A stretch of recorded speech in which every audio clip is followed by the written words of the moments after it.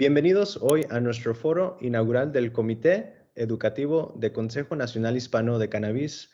Es sobre la planta de cannabis, donde reunimos a profesionales médicos para desmitificar el poder del cannabis para la salud del bienestar, a fin de acabar con los tabús culturales y las creencias arraigadas sobre el cannabis de la comunidad latina.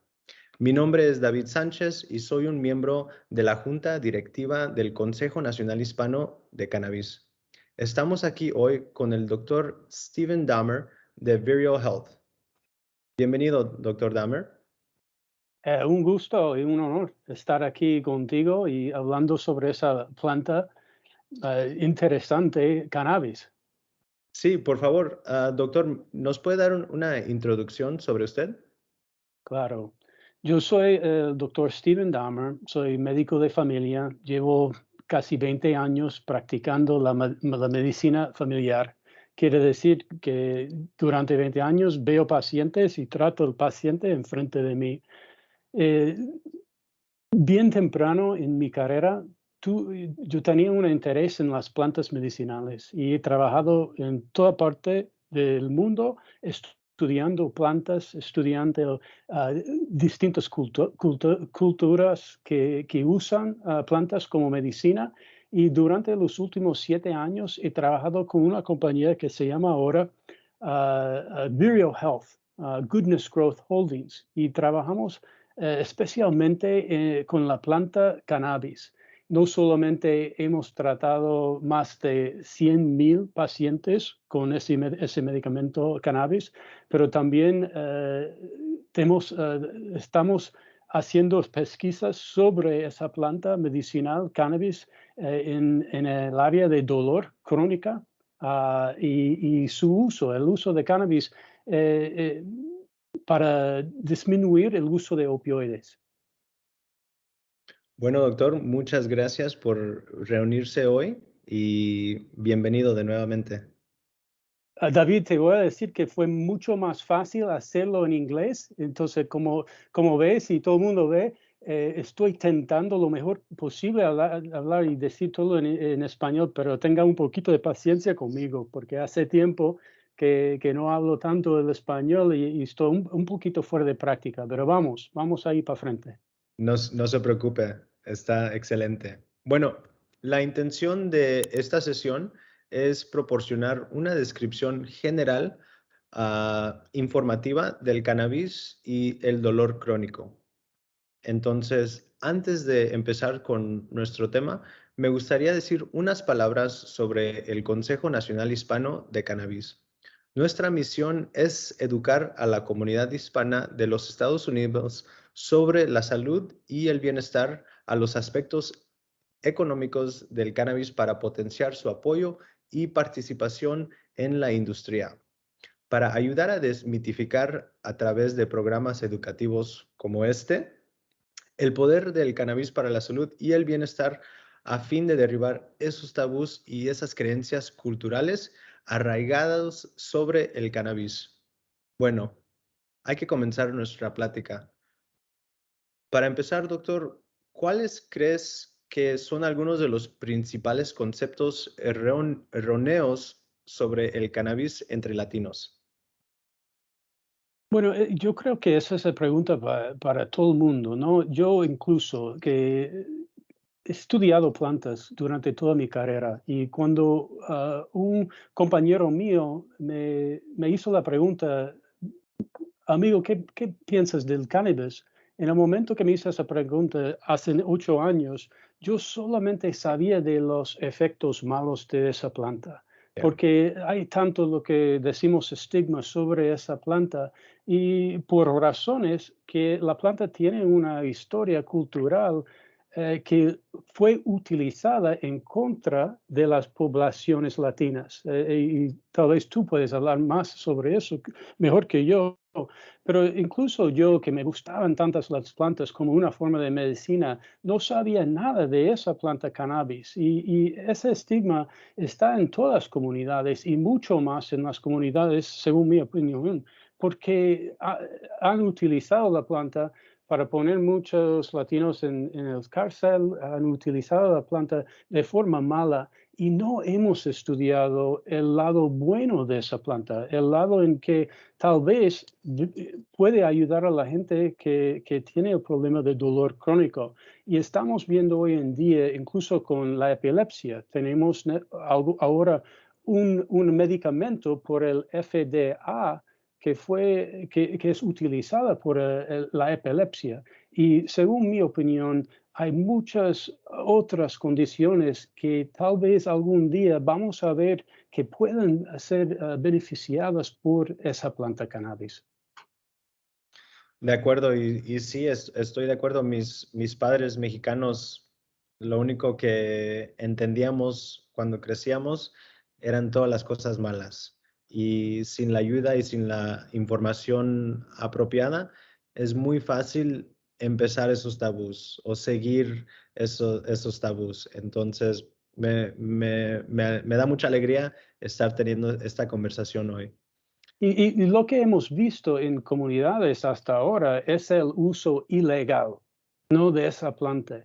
Y lo que estamos tratando de enseñar a través de las pesquisas, a través de la industria que existe ahora, que como todos medicamentos hay dos lados. Hay un lado malo de cualquier medicamento.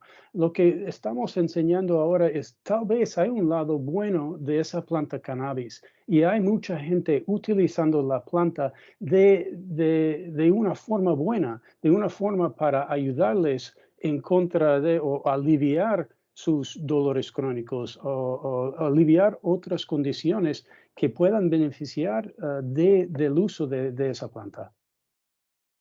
Y doctor Dahmer, ¿por qué cree que la comunidad hispana resiste tanto el uso de cannabis como medicina alternativa?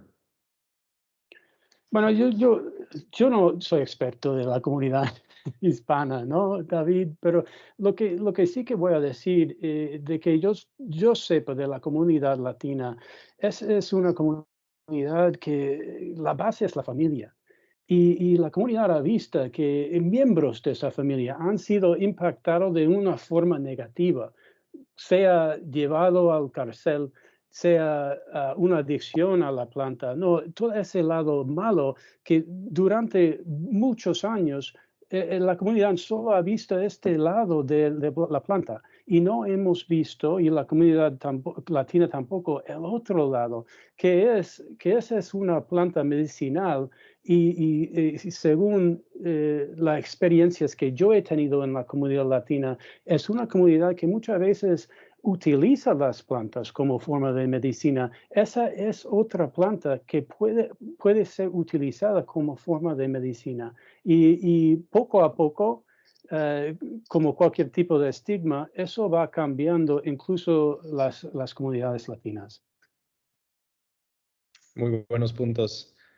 Bueno, volviendo al tema de hoy, ¿cómo ayuda el cannabis con el dolor crónico? Por ejemplo, el dolor de espalda, el dolor de los huesos. ¿Cómo puede ayudar cannabis con ese dolor crónico? Esa es muy, muy buena pregunta y una pregunta muy complicada que me cuesta explicar en inglés. Pero vamos ahí, vamos a intentar. Eh, es bien interesante que la planta tiene de verdad muchas, lo que decimos, farmacéuticas dentro de la planta misma. Quiere decir que el THC, que es solamente un químico que existe dentro de la planta, es una droga que yo puedo escribir una receta para THC, tiene un nombre Dronabinol, que es sintético, pero es una droga y es solamente uno de los, decimos, 700 químicos que existe en la planta. Tenemos THC, CBD, ¿no? y muchos más cannabinoides. Y aún, além de eso, más allá de eso, también flavonoides y varios químicos que existen en la planta, cada uno tiene varias posibilidades de afectar el dolor. En términos simplísticos también, el dolor, nosotros notamos el dolor la periferia, ¿no? Quiere decir, en la piel. Nosotros tenemos una forma de notar el dolor ahí en la columna espinal y tenemos una forma de sentir dolor ahí en el cerebro. En términos médicos, tenemos 3 formas de sentir dolor. Cannabis es de los únicos medicamentos que puede impactar los 3 áreas que nosotros podemos sentir el dolor, en la periferia, en la columna espinal y en el cerebro. Y mucho más allá de eso, lo que me interesa son varios artículos escritos sobre cómo el cannabis puede afectar el dolor. Y es bien complicado y la verdad es que no sabemos exactamente cómo afecta exactamente el dolor. Pero lo que me interesa mucho como médico es no solamente puede impactar los síntomas, pero a través del sistema endocannabinoide, es un sistema que existe dentro de nuestro cuerpo que resulta en una defensa sobre el estrés, ¿no? Una explicación básica sobre ese sistema que existe. A través de ese sistema, la planta puede también ayudar las cosas que aumentan el dolor. Quiere decir, tal vez el estrés, tal vez el dormir, ¿no? El insomnio y varias otras cosas que ese sistema impacta, que no solamente la planta impacta la síntoma de dolor, pero también las cosas que aumentan el dolor en el ser humano. Entonces, por esas razones es bien interesante para mí como médico el uso de cannabis como forma para tratar el dolor crónico. Qué interesante. Y cuando la gente viene y habla con usted sobre el dolor crónico, ¿cuáles son una de las preguntas que le hace a usted sobre el dolor? Bueno, en cuanto al cannabis, a la planta, con el estigma que lleva, normalmente los pacientes que llegan al dispensario quieren saber, yo voy a sentir una nota, no voy a sentir que me va a dar una sensación que no me guste, ¿no? Esa sensación que todo el mundo, intoxicación, que todo el mundo asocia con el cannabis. Y la respuesta es no, que podemos utilizar la dosis adecuada para cada persona, que uno puede sentir un alivio del dolor crónico sin la sensación de sentirse high, ¿no? de sentirse alterado. Y esa es la pregunta más importante que llegan ahí al dispensario para preguntar. Qué bien. Continuando con la conversación, ah, ¿qué dice la investigación sobre el cannabis y el dolor crónico? Estamos hablando de investigaciones clínicas o académicas. ¿Qué nos dicen ahí? Claro, recién en el año 2017 que había que un papel, ¿no? que había buscado había revisado casi 10 miles de estudios sobre el cannabis con el dolor crónico. Y ese papel que decía por la primera vez que según el reviso de esos papeles, esos miles de papeles, que el cannabis puede tener un impacto para la gente con dolor crónico. Y eso tal vez no parece una frase tan impactante, pero en la época, en 2007, para decir que tal vez puede impactar el dolor crónico, eso es un dicho bien fuerte para una planta que llevaba tanto estigma. Y para mí, otra vez, siendo una planta tan complicada, ¿no? Decimos que tiene 800 químicos en la planta y siendo también que el dolor crónico, para cada persona, el dolor crónico es otra cosa. Quiere decir, es bien personal el dolor crónico. Uno puede buscar pesquisa que apoya a la noción, al dicho que el cannabis no hace nada para el dolor crónico o no es efectivo. Pero otra persona también puede ver otros papeles, otras pesquisas que apoyan a la frase que dice que sí, que el cannabis puede impactar de una manera positiva el dolor crónico. Entonces, ahora mismo, porque el medicamento es tan complicado y las personas que padecen del dolor crónico son tan personalizados, uno puede encontrar pesquisas que apoyan a los dos lados. Y lo que me interesa ahora es estudiar la planta misma, y eso es lo que estamos haciendo en Vireo, utilizando nuestros medicamentos que tiene todos esos químicos, ¿no? La combinación de cientos de químicos que existen dentro de la planta en la forma de cápsula y hacer nuestras propias pesquisas para estudiar de verdad. Y tenemos ahora 2 que están en clinicaltrials.gov, que uno puede leer sobre esos, para estudiar una forma de esa planta específica. Y eso es lo que estamos haciendo para saber cuáles son las personas que pueden beneficiar de la planta, cuál es la forma de la planta que están utilizando y también bien importante, cuál es la dosis que una persona debe usar para llegar a un alivio de dolor crónico sin efectos secundarios. Entonces, para contestar tu pregunta, hay pesquisa que apoya cualquier ángulo que uno quiere ver ese problema del cannabis con el dolor crónico. Lo que queremos hacer es aumentar la pesquisa que está ayudando en encontrar una respuesta. Y por mi opinión, yo veo cada día muchas personas que han beneficiado de la planta en su tratamiento del dolor crónico. Y eso es algo que me apoya en seguir en la industria, a pesar del estigma y todas las cosas que van en contra de un médico entrando en una industria de cannabis, pero me apoyan en seguir ese camino para encontrar más respuestas. Muy interesante, doctor, y me gustaría mucho ver cómo siguen sus estudios, y hay que asegurar que la gente pueda tener acceso a esas publicaciones.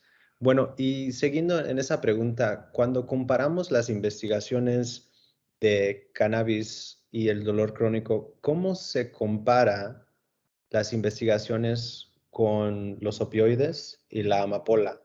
¿Están en el mismo nivel o esa planta está más estudiada? ¿Qué nos puede decir ahí?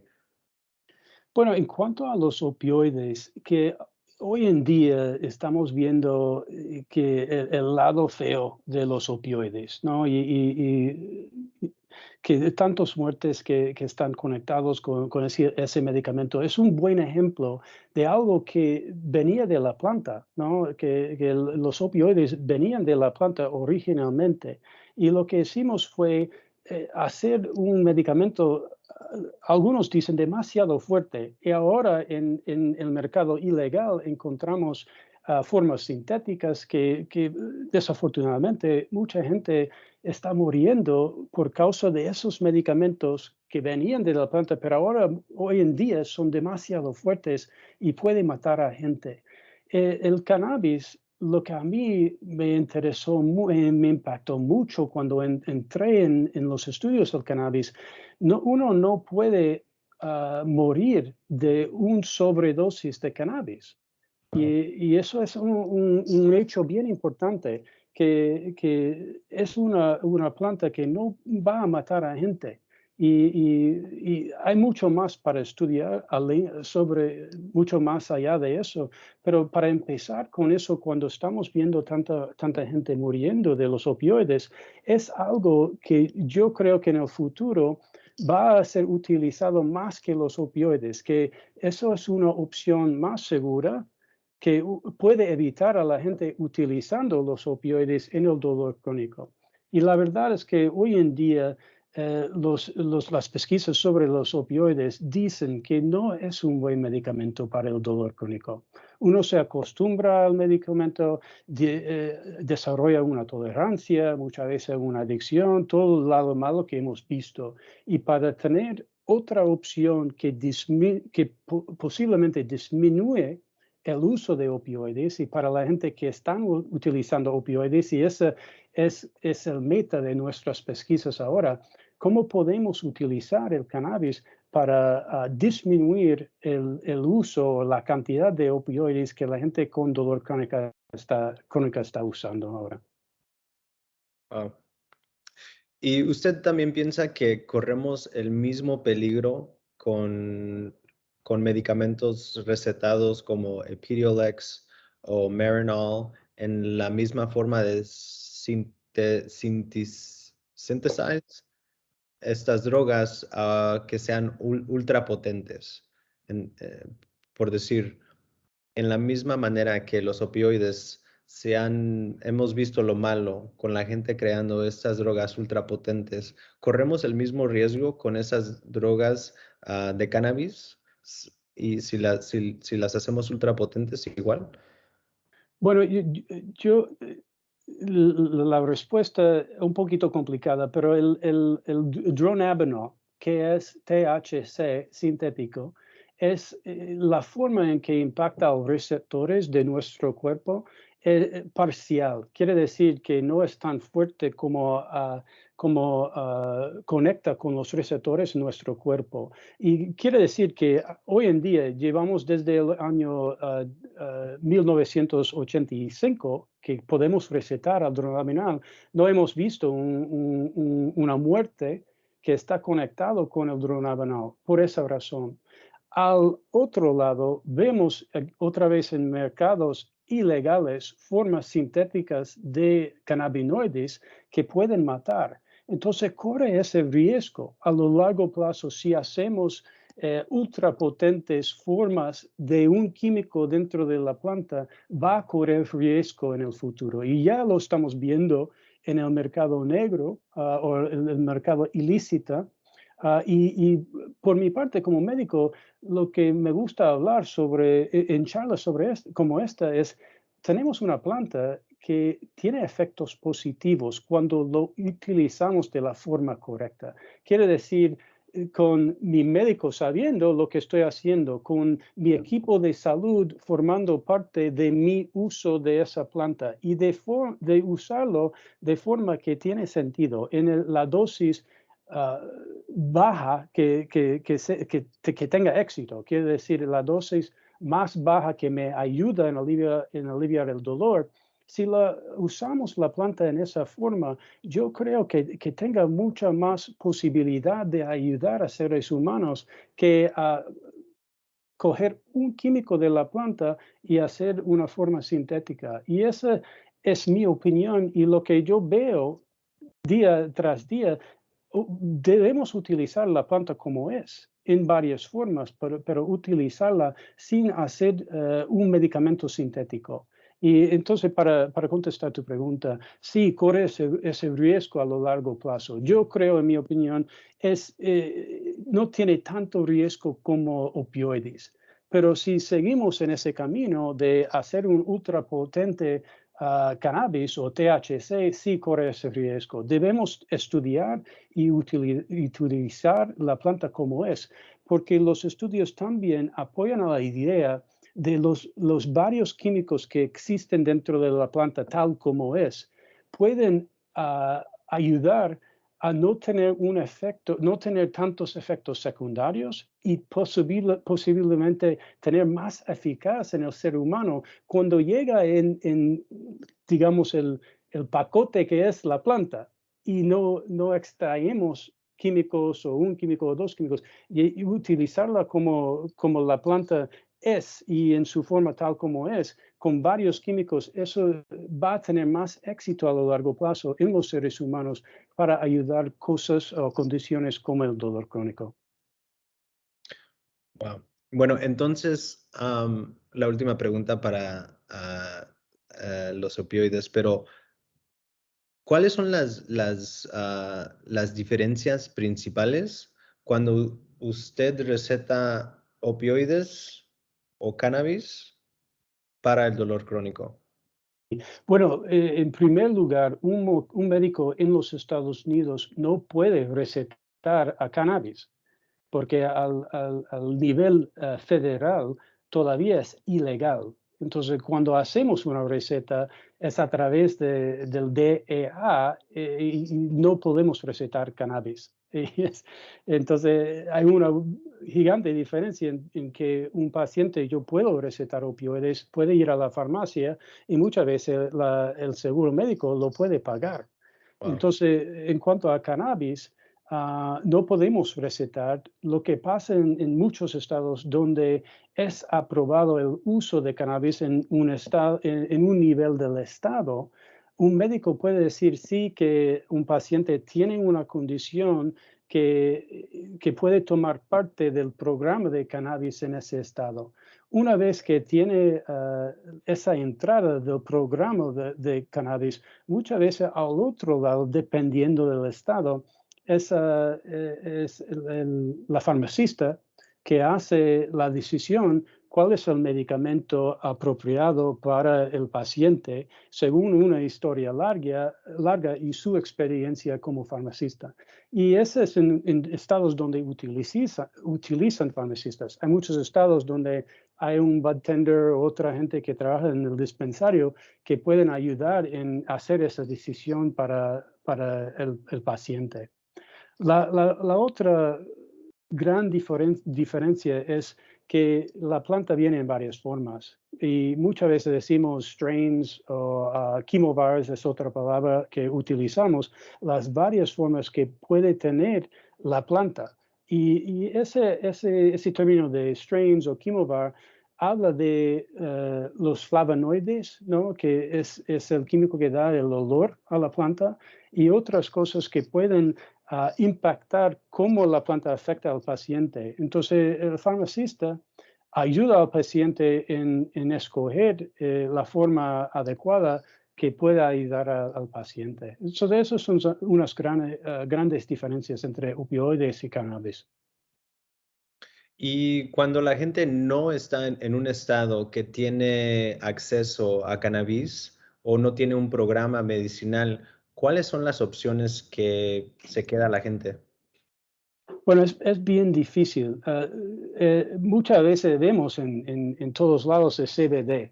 Entonces, CBD es uno de los químicos que existen en la planta que han sido estudiados mucho más en epilepsia, como decimos, pero no tanto con el dolor crónico o las otras condiciones. Entonces, muchas veces la gente puede encontrar CBD en varias formas.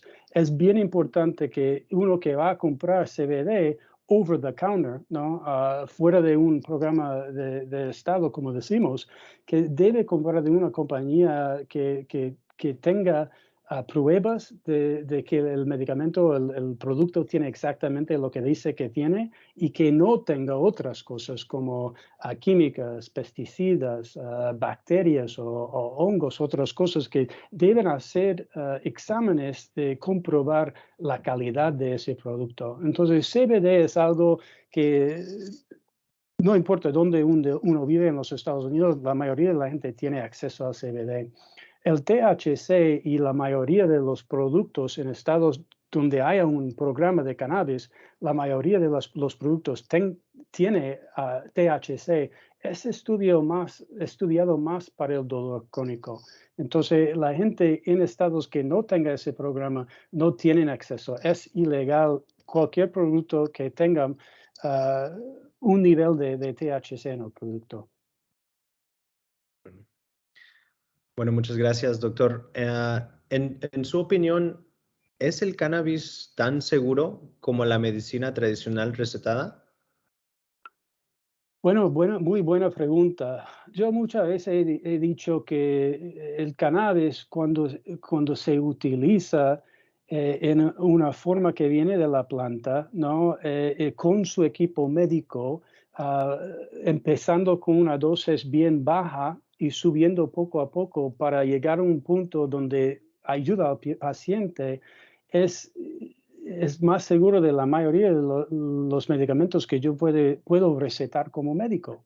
Y de verdad, yo creo eso, pero cualquier medicamento, como decimos antes, tiene los dos lados. Y hay un médico famoso de Suiza que decía que es la dosis que hace el poison, ¿no? El veneno, ¿no? El veneno.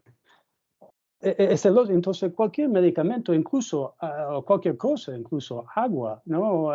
Si tomamos demasiado, puede tener un efecto malo. Entonces, es bien importante que uno utilizando cannabis, utiliza la dosis más baja que pueda, va poco a poco, informa a su equipo médico y lo trata como cualquier otro medicamento, con cuidado, entiendo bien el medicamento que está usando y informándose sobre efectos secundarios, beneficios, dosis adecuada y forma adecuada que pueda usar. Wow. Y una pregunta para las mamás que a lo mejor están pensando en un medicamento para el dolor crónico. ¿Qué les diría a ellas o ellos buscando tratamiento para su niño? Pero sabemos again, el CBD en forma de medicamento que se llama Epidiolex, que yo puedo recetar como médico, eso se utiliza en niños con epilepsia severa. No es no sé cómo decirlo en español, pero una forma de epilepsia intractable, ¿no? Que han utilizado toda forma. Pero ese es CBD. Incluso CBD en niños uno tiene que tener cuidado, puede impactar al hígado, hay otras cosas que no sabemos sobre el CBD, pero, again, otra vez hay pacientes, incluso niños, que dentro de un equipo médico uno puede decir si eso es un medicamento adecuado para el niño. Pero normalmente para niños debemos evitar THC de cualquier forma. Y eso incluso en los mercados legales, incluso cuando niños están utilizando cannabis en el mercado ilícito, el THC puede impactar de forma mala el cerebro. Y decimos muchas veces debajo de la edad 25, porque el cerebro se está formando hasta la edad 25. Entonces, debemos evitar THC debajo de la edad 25 cuando pueda. Tenemos pacientes debajo de esa edad que están utilizando THC.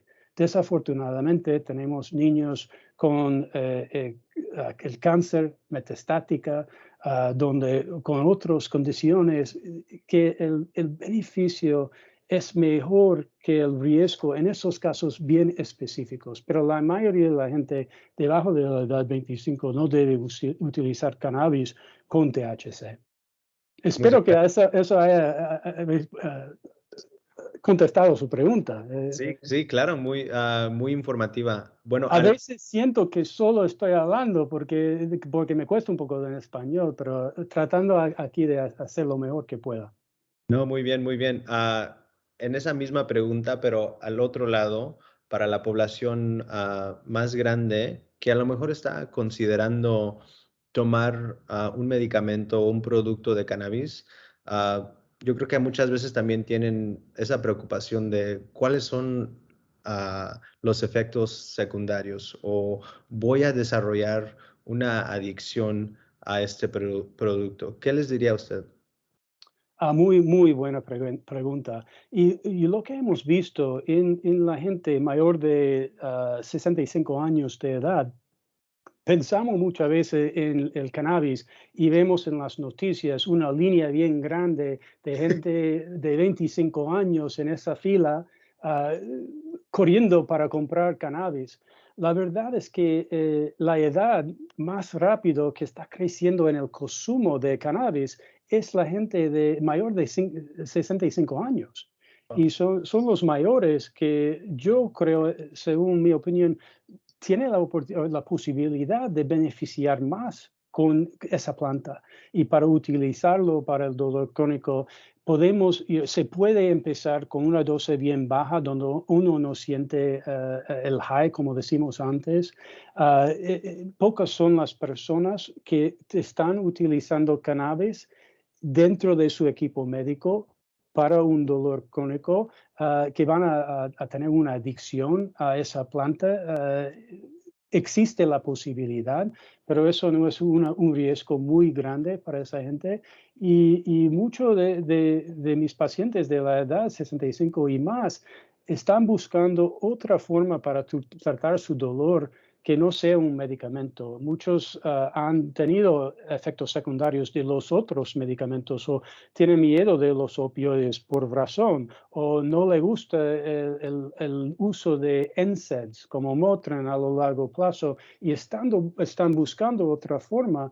Y para mí, nuestros ancianos nos pueden enseñar mucho y el interés de ellos en esa planta me enseña algo que debemos estudiar más, debemos explorar más esa planta y para la gente de esa edad tienen derecho a explorar la planta como una forma de tratar su dolor médico y deben sentir cómodo en hacer esa pregunta para su médico y preguntar sobre la posibilidad de utilizar esa planta para tratar sus síntomas. Bueno, doctor Dahmer, muchas gracias por estar con nosotros hoy. Creo que hemos aprendido mucho de usted sobre el cannabis y el dolor crónico.